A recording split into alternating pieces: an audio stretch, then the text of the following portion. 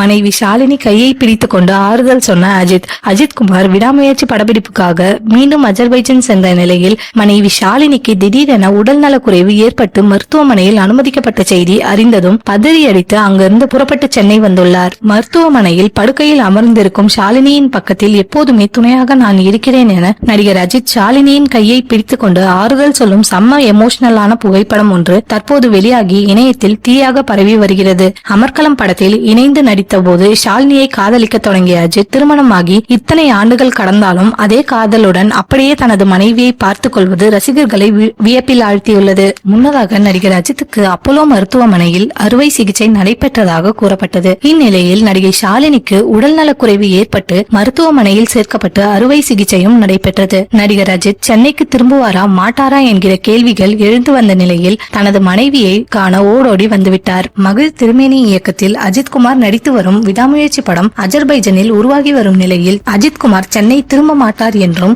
மனைவியின் அறுவை சிகிச்சைக்கு அஜித் வரமாட்டார் என்றும் கூறப்பட்டது. ஆனால் ஷாலினி மீதுள்ள அளவற்ற காதல் காரணமாக ஷூட்டிங்கை ரத்து செய்துவிட்டு அஜித் சென்னை திரும்பியிருக்கிறார். நடிகர் அஜித் தனது மனைவி ஷாலினியின் கைகளை மருத்துவமனையில் பிடித்துக் கொண்டு ஆறுதல் சொல்லும் பொழுது எடுக்கப்பட்ட கியூட்டான புகைப்படத்தை லவ் யூ ஃபார் எவர் என்கிற சூப்பர் கியூட்டான கேப்ஷனுடன் நடிகை ஷாலினி தனது இன்ஸ்டாகிராம் பக்கத்தில் வெளியிட்டுள்ளார். அதை சோசியல் மீடியாவில் அஜித் ரசிகர்கள் ட்ரெண்ட் செய்து வருகின்றனர். இப்படி ஒரு கணவர் கிடைக்க கொடுத்து வைத்திருக்க வேண்டும் என்றும் சீக்கிரமே ஷாலினி மேடம் குணமடைந்து வீடு திரும்ப வேண்டும் என ரசிகர்கள் பிரார்த்தனை செய்து வருகின்றனர்.